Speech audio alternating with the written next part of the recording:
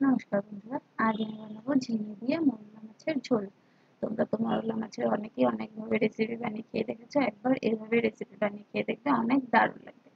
আমি মৌরলা মাছগুলোর মাথা কেটে নিয়েছি, কারণ মাথাতে অনেক বালি থাকে বা নোংরা থাকে, খেতে চায় না অনেকে, তিতা লাগে, তাই আমি কেটে ধুয়ে নিয়েছি। আর এখানে ঝিঙে আর আলুটা লম্বা লম্বা করে কেটে নিয়েছি। এখানে মশলার মধ্যে আমি অনেক কম মশলা ব্যবহার করে ঝোলটা বানাবো, একদমই পাতলা ঝোল।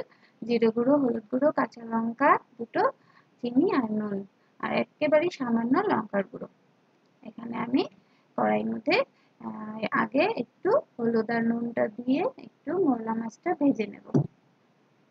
হলুদ আর নুন দিয়ে মৌরলা মাছটা ভেজে একদমই সামান্য করে অল্প অল্প করে ভেজে নেব। বেশি একটা ভাজলে এটা স্বাদ চলে যাবে, তাই একদমই কম ভাজবো। শুধু উল্টে পাল্টে নামিয়ে নেব তেলের মধ্যে দিয়ে। এখন ওদিকে মৌরলা মাছ ভাজা হয়ে গেল, আর এখানে আমি কড়াইতে তেল দিয়ে দিয়েছি, একদমই সামান্য তেল। আমি আগেই বলেছি একদম কম মশলায় রান্না করব। সামান্য তেল দিয়েছি আর সঙ্গে দিয়েছি কালো জিরে ফোড়ন। কালো জিরে ফোড়ন দিয়ে দুটো কাঁচা লঙ্কা কেটে রেখেছিলাম, একটা কাঁচা লঙ্কা এখন দিলাম, পরে আরেকটা দিয়ে দেবো। আমি একদমই কম মশলা ঝাল খাবো, তোমরা যদি ঝাল বেশি খাও তাহলে ঝাল বেশি দিতেই পারো। এখানে আমি আলু আর ঝিঙেটা দিয়ে দিলাম। আলু আর ঝিঙেটা আমি একসঙ্গেই দিয়েছি, কারণ আলু একদম পাতলা করে কেটেছি আর ঝিঙে তো এমনি নরম হয়ে যায় কড়াইতে দিলে, তাই এখানে ঝিঙে আর আলুটা একসঙ্গে দিয়ে দিলাম। এখানে আমি একটু নুনও দিয়ে দিয়েছি।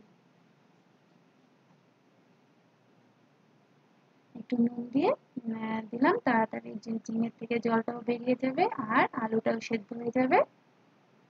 এখানে দেখিয়ে দিচ্ছি আলু মোটামুটি সেদ্ধ হয়ে গেছে, তাই অল্প ঢেকে ঢেকে রান্না করে নিয়েছি। এখানে 5 থেকে 7 মিনিটের মধ্যেই রান্না করা হয়ে যাবে, মানে সেদ্ধ হয়ে যাবে। এখানে মশলাটা আমি দিয়ে দিলাম, যে পুরো মশলাটা রেখেছিলাম, আর সঙ্গে কাঁচা লঙ্কাটাও দিয়ে দিলাম। দিয়ে একটু মশলাটা কষাতে হবে। মশলাটা কষানোর জন্য অল্প একটু তো সময় লাগবেই। এটা একদমই কম ঝাল মশলাতে রান্না করা। তোমরা এইভাবে রান্না করে খেয়েছো কিনা আমাকে নিশ্চয়ই কমেন্ট করে জানাবে, আর যদি না খেয়ে থাকো তাহলে আমার এই রেসিপিটা দেখে একবার বানিয়ে দেখবে, অনেক দারুণ লাগবে খেতে। পাতলা ঝোল হলেও কিন্তু অনেক দারুণ লাগে। এখানে মশলা কষানো হয়ে গেছে, পুরোপুরি মশলা ভাজা হয়ে গেছে। এখানে আমি জল পরিমাণ মতো দিয়ে দিলাম, দিয়ে একটু ফুটতে দেবো।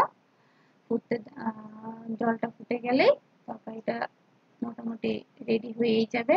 এখন আমি এখানে দিয়ে দিলাম ভেজে রাখা মৌরলা মাছগুলো, আর সঙ্গে দিয়ে দিলাম অনেকখানি কাঁচা লঙ্কা, সরি, ধনেপাতা কুচি, অনেকখানি ধনেপাতা কুচি।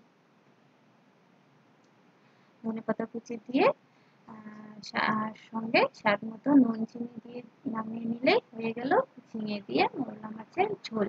তোমরা এভাবে রান্না করে খেয়ে দেখবে, অনেক দারুণ লাগবে আমি বলছি।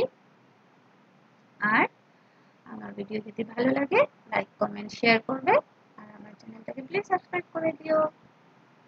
দেখো ঝিঙে দিয়ে মৌরলা মাছের ঝোল পুরোপুরি তৈরি, আর খেতেও কিন্তু সত্যি অসাধারণ হয়েছিল। তোমরা এভাবে রান্না করে খেয়ে দেখবে, অনেকই দারুণ লাগবে। এখানে ঝিঙে দিয়ে মৌরলা মাছের ঝোল তৈরি, তোমরা একবার বানিয়ে খেয়ে দেখবে। Thank you, tata, bye by.